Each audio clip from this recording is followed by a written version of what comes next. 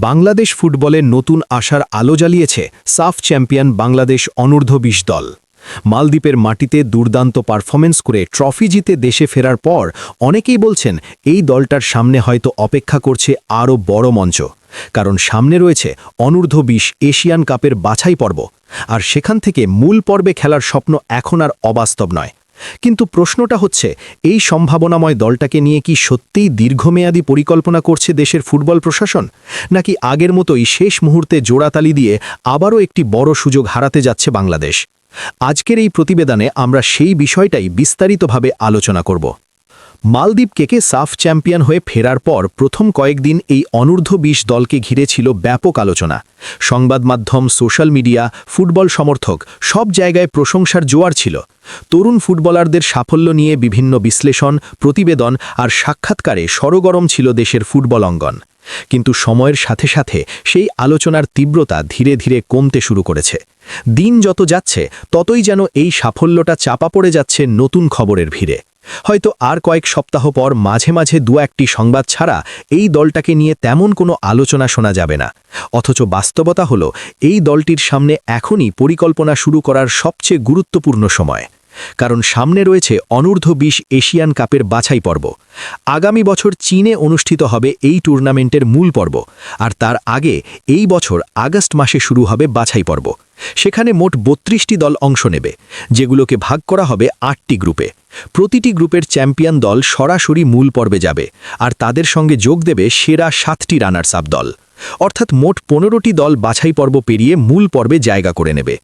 এই হিসাবটা মাথায় রাখলে বোঝা যায়, সঠিক পরিকল্পনা থাকলে বাংলাদেশের জন্য সুযোগটা মোটেও অসম্ভব নয়।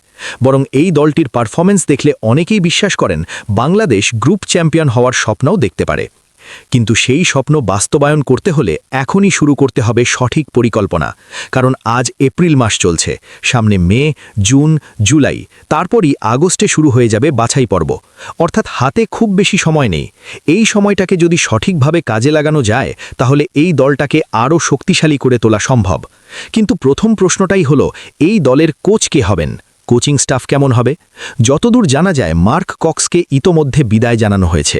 তাকে 1 মাসের চুক্তিতে আনা হলেও পরে তার বিরুদ্ধে বিভিন্ন বিতর্ক এবং অনাকাঙ্ক্ষিত ঘটনার অভিযোগ ওঠে। সেই কারণেই তাকে আর রাখার সাহস দেখায়নি ফুটবল ফেডারেশন। ফলে এখন নতুন কোচ নিয়োগ দেওয়াটা অত্যন্ত জরুরি হয়ে পড়েছে। এই কোচ কি দেশের কেউ হবেন, নাকি বিদেশ থেকে কাউকে আনা হবে, সেই সিদ্ধান্তও দ্রুত নিতে হবে। কারণ যেই কোচ হন না কেন, তাকে সময় দিতে হবে দল গড়ে তোলার জন্য। শুধু সাফ জয়ী দলটাকেই ধরে রাখলে চলবে না, বরং সম্ভাবনাময় আরও কয়েকজন ফুটবলারকে এই দলে যুক্ত করতে হবে।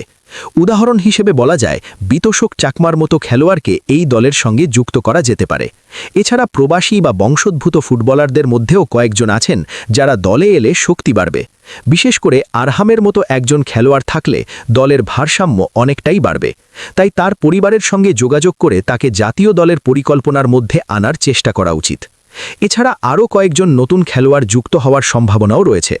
ফাহাদ কারিম মেহেদি ইতোমধ্যে জানিয়েছেন, অনূর্ধ্ব-20 দলের জন্য বিভিন্ন জায়গা থেকে আরও 5 থেকে 6 জন সম্ভাবনাময় খেলোয়াড় আসতে পারে। যদি সত্যিই তা হয়, তাহলে তাদের দ্রুত পরীক্ষা নিরীক্ষার মাধ্যমে দলে অন্তর্ভুক্ত করা উচিত। পাশাপাশি দেশের ঘরোয়া লিগে যারা খেলছে এবং বয়সসীমার মধ্যে রয়েছে, তাদেরও পর্যবেক্ষণে রাখতে হবে। এরপর খুব দ্রুতই একটি পূর্ণাঙ্গ ক্যাম্প শুরু করা দরকার। সেই ক্যাম্প শুধু দেশে সীমাবদ্ধ না রেখে সুযোগ থাকলে বিদেশেও প্রশিক্ষণ ক্যাম্পের ব্যবস্থা করা যেতে পারে। দীর্ঘমেয়াদী প্রস্তুতির মধ্য দিয়েই একটি দল বড় সাফল্য অর্জন করতে পারে। ফুটবল ফেডারেশনের সভাপতি কাজী সালাউদ্দিনের পরিবর্তে বর্তমানে দায়িত্বে থাকা কর্মকর্তাদের মধ্যে জাহিদ আহসান রাসেল, যাকে অনেকেই সংক্ষেপে জাহিদ সাহেব বলেন, এই দলের সাফল্যের পর খেলোয়াড়দের আর্থিক পুরস্কার দিয়েছেন, যা নিঃসন্দেহে প্রশংসার দাবিদার। তবে শুধুমাত্র পুরস্কার দিলেই দায়িত্ব শেষ হয়ে যায় না, বরং এখন সবচেয়ে গুরুত্বপূর্ণ কাজ হল দলটির ভবিষ্যৎ পরিকল্পনা নিশ্চিত করা। যদি সত্যিই তারা দ্রুত একজন নতুন কোচ নিয়োগ দিতে চান, তাহলে সেটি এখনই করতে হবে। কোচ আসার পর তাকে পুরো স্বাধীনতা দিয়ে দল গঠনের কাজ শুরু করতে দিতে হবে। সবচেয়ে বড় কথা, শেষ মুহূর্তের তাড়াহুড়ি যেন আবার না হয়। অতীতে অনেকবার দেখা গেছে, টুর্নামেন্টের মাত্র 25 দিন আগে ক্যাম্প শুরু করা হয়েছে, কোচ বদলানো হয়েছে, আবার নতুন পরিকল্পনা করা হয়েছে। এই ধরনের অগোছালো ব্যবস্থাপনায় কখনোই ভালো ফল পাওয়া সম্ভব নয়। বরং এখন থেকেই যদি সুপরিকল্পিতভাবে কাজ শুরু করা যায় তাহলে এই অনূর্ধ্ব-20 দলের সম্ভাবনাকে বাস্তবে রূপ দেওয়া সম্ভব। আমার ব্যক্তিগত বিশ্বাস এই দলের মধ্যে সেই সামর্থ্য রয়েছে। সঠিক পরিকল্পনা, দীর্ঘমেয়াদী প্রস্তুতি এবং দক্ষ কোচিং স্টাফ পেলে বাংলাদেশ অনূর্ধ্ব-20 দল অবশ্যই এশিয়ান কাপের মূল পর্বে খেলার যোগ্যতা অর্জন করতে পারে। এখন দেখার বিষয়, ফুটবল ফেডারেশন কি সত্যি এই সুযোগটা কাজে লাগাতে চায়, নাকি আগের মতোই শেষ মুহূর্তের অগোছালো প্রস্তুতিতে আবারও একটি বড় স্বপ্ন হাতছাড়া করবে। কারণ আমাদের আশেপাশের দেশগুলো যখন পরিকল্পিতভাবে ফুটবলকে এগিয়ে নিয়ে যাচ্ছে, তখন বাংলাদেশেরও সময় এসেছে একইভাবে ভবিষ্যতের দিকে তাকিয়ে কাজ করার।